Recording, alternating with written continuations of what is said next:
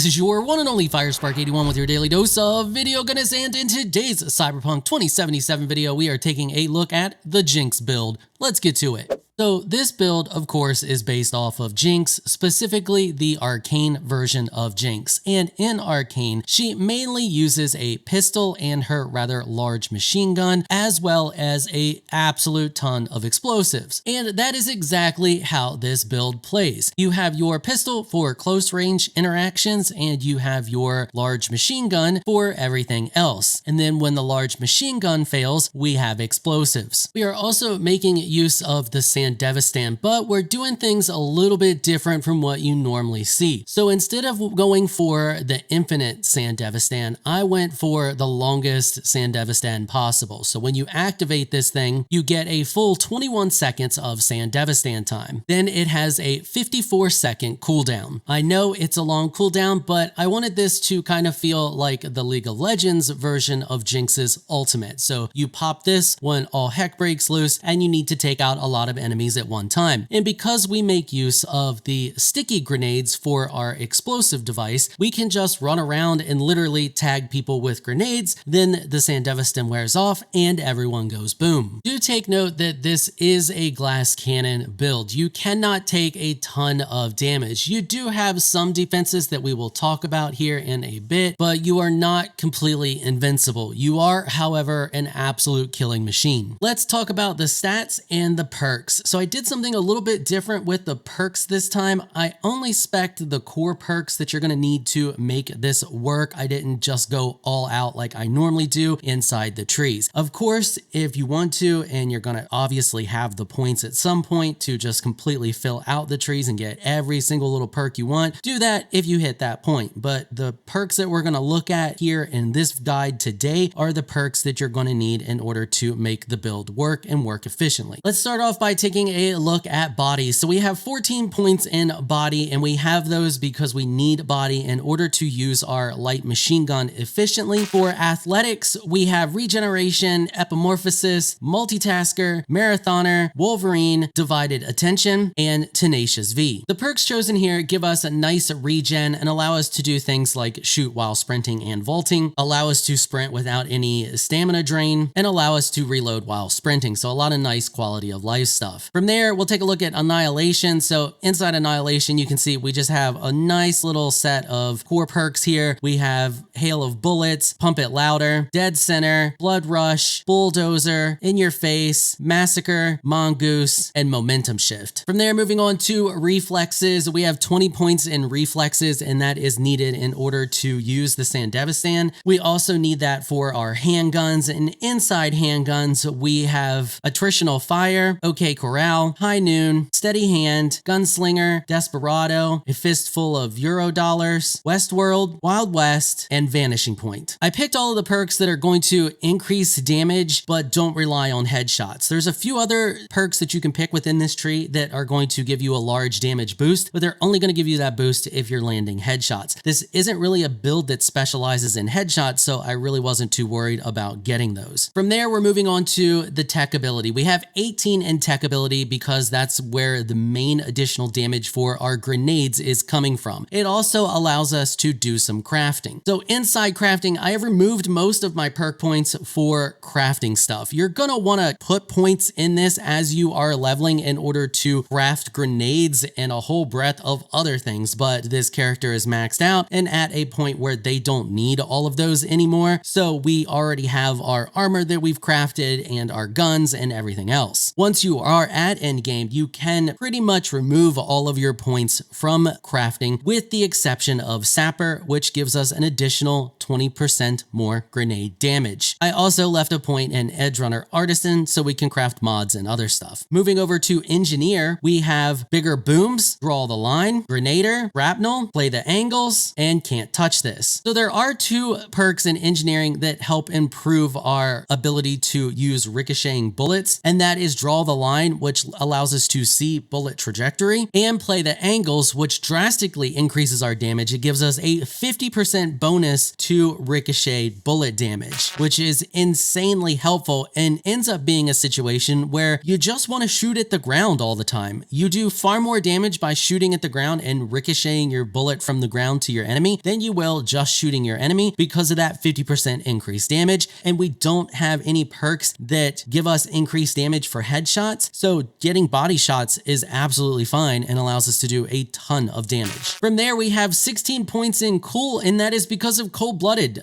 Cold-Blooded is a great thing to spec into for pretty much any build. It allows us to get some additional cyberware that's really handy having those 16 points in cool. It also gives us additional move speed and some additional damage. So we have 3 points into Cold Blood. We've also spec'd into Coagulant, Cold and Calculating, Pain as an Illusion, Critical Condition, Icy Veins, and Cold as Blood. So let's talk about our defenses a little bit here related to our stats. Two of our biggest defenses are Vanishing Point, which increases mitigation chance by 20% for 5 seconds after performing a dodge with a pistol or revolver equipped. So when we have our pistol equipped, all we have to do is keep dodging and we will get plus 20% additional chance to mitigate damage. This is insane. This gives us a continuous 45% chance to reduce our damage by 82%, which is insane. Inside Body and the Annihilation Tree, we also have Mongoose, which increases our mitigation chance by 25% while we are reloading shotguns or light machine guns. This will boost us to a full 50% chance to mitigate damage by 82% when we are reloading. Now, we reload our light machine gun relatively quickly, so you're not going to have this a lot, but it's still super handy to have. So let's quickly cover our cyberware. So for our cyberware, we have the Heal on Kill legendary. We have the Mechatronic Core legendary because there isn't a whole lot we can put in our frontal cortex, so why not get the best ones of the ones that we can? This is what we can get in there. This is what we have. In the circulatory system, we have the rare bioconductors. This reduces the cooldown a little bit for our Sandevistan unit. Then we have Sin Lungs. This just increases our stamina regen. We don't do a lot that uses stamina regen, but there isn't a whole lot we can equip in the circulatory system, so why not have that? Then we have the bioplastic blood vessels. This gives us a bunch of regen outside of combat, and it's just super handy. Once again, not a lot we can equip in here, so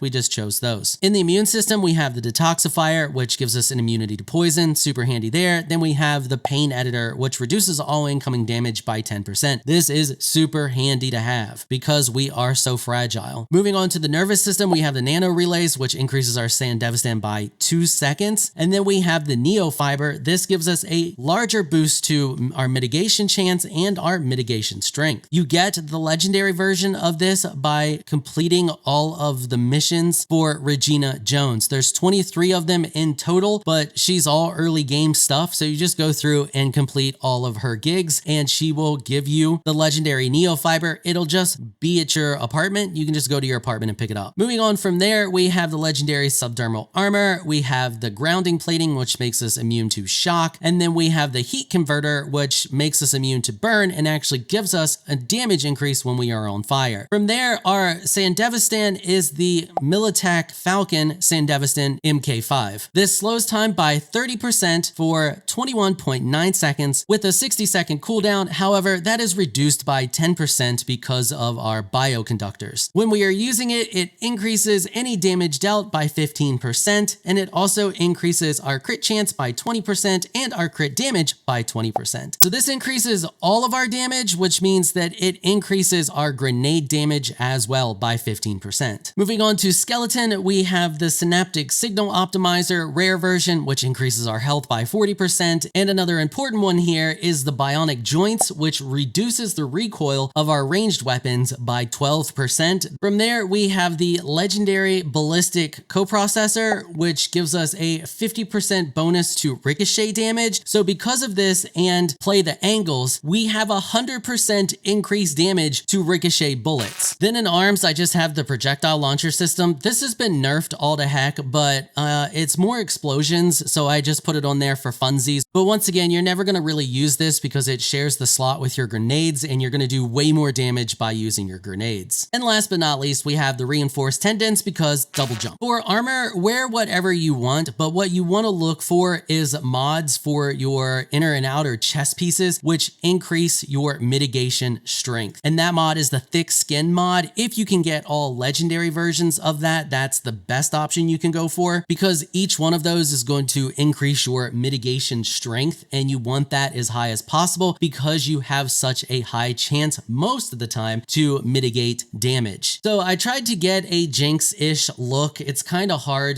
There's not a lot of things that kind of have her vibe. So if you're interested in the outfit that I'm wearing, I have the V's tattered crop top on, and then I have the V13, the synth resistant pants. I can't say that word there, but you can see it on screen. And then I have the used leather combat boots. I feel like this outfit was about as Jinx as we're gonna get in this game. For our weapons, we are using the DR5 Nova legendary version. I bought both of these. I did not craft them. And then the mods that I have on it are all penetrator mods, increasing our crit chance as much as possible. I did not put a scope on it, and it does not have a muzzle on it. Then I have the legendary version of the Defender, and in that one I have one of the mod slots slotted with weaken because it reduces the enemy's shooting accuracy by 10% for 10 seconds. That's pure preference on my point. You could easily put more crunch mods on here because that's what I have for the rest of those, just increasing our overall damage. We're really not trying to crit with this thing. I just wanted a situation where it's going to lower their chance to hit me and just deal as much damage as possible, mainly focusing on flat damage. Now, the reason we have chosen these is because if you take a look at the DR5 Nova, it has a 100% bonus to ricochet damage. So between that and our perks and our cyberware, we have a 200% bonus to ricochet damage with this pistol. Now, the Defender only has a 25% bonus to ricochet damage, which means that with our perks and cyberware, we have 125% bonus damage to ricochet damage when firing the Defender. However, the Defender is our only legendary light machine gun option, so that's why we are using it. And that's pretty much all there is to this build. You are going to use the Sandevistan, run around, slap grenades on people's backs and watch them explode, and then from a distance use your machine gun and fire a lot of spray and pray action, making sure that you ricochet bullets off the ground as much as possible. And then when you're in a situation where you're in much closer combat, or if you're just out of bullets because you're going to burn through bullets in that machine gun relatively quickly, you can break out the pistol and use the pistol. It's a really fun build to play. I like it. I like the change up for the Sandevistan unit. Having that really